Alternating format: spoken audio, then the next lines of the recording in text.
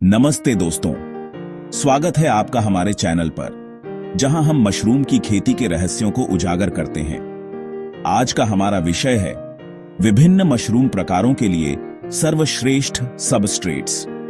यदि आप मशरूम उगाने की यात्रा पर हैं, तो सही सबस्ट्रेट चुनना आपकी सफलता की कुंजी है। तो चलिए बिना किसी देरी के शुरू करते हैं। सबसे पहले सबस्ट्रेट क्या होता है? सबस्ट्रेट वह माध्यम है जिस पर मशरूम उगते हैं। ये उन्हें पोषण और समर्थन प्रदान करता है।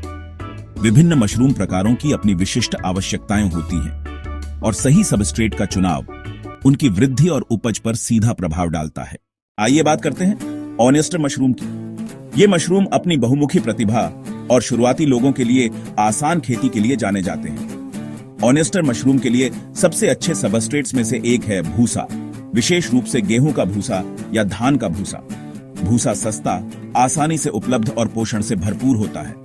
आप इसे अकेले या अन्य सामग्रियों जैसे लकड़ी के बुरादे या कॉफी ग्राउंड्स के साथ मिलाकर उपयोग कर सकते हैं। भूसे के अलावा कॉर्नकोब्स, गन्ने की खोई और यहाँ तक कि पुराने कपड़े भी ऑनेस्टर मशरूम के लिए अच्छे विकल्प हो सकते हैं। महत्वपूर्ण बात यह है कि सबस्ट्रेट को पाश्चुरीकृत किया जाए ताकि हानिकारक सूक्ष्म जीवों को खत्म किया जा सके। अब हम बात करते हैं शिटाके मशरूम की। शिटाके मशरूम अपने अनूठे स्वाद और औषधीय गुणों के लिए जाने जाते हैं।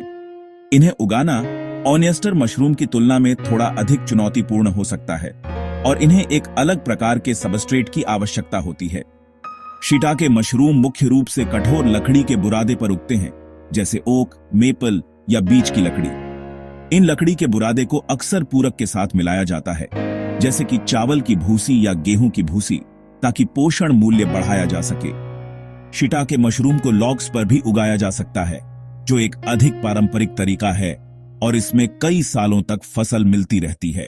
इसके बाद लायंस मैन मशरूम है।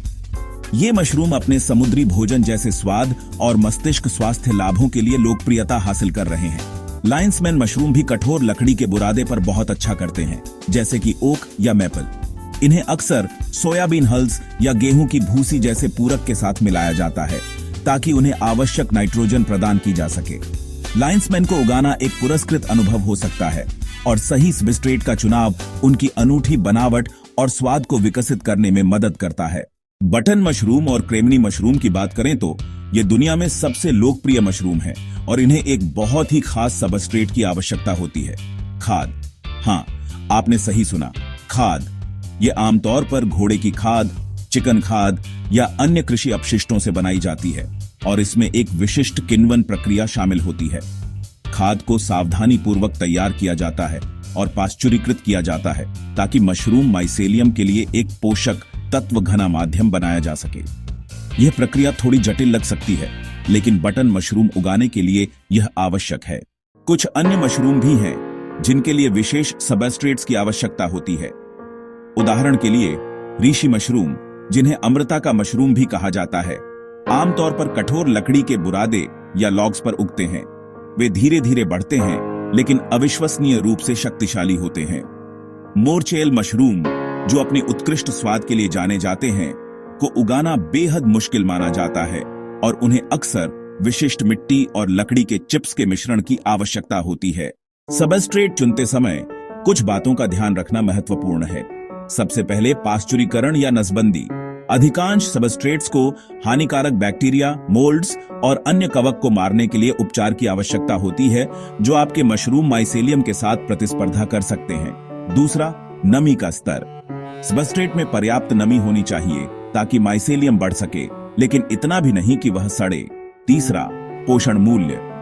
विभिन्न मशरूम प्रकारों की अलग अलग पोषण संबंधी आवश्यकताएं होती हैं, इसलिए सुनिश्चित करें कि आपका सबस्ट्रेट उन्हें आवश्यक पोषक तत्व प्रदान करता है।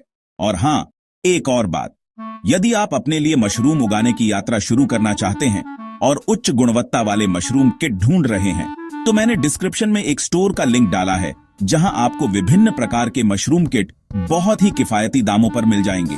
वहां आपको ऑनेस्टर, शिटाके, लायंस मैन और कई अन्य मशरूम के किट मिलेंगे, जो आपकी खेती की यात्रा को आसान और सफल बनाएंगे।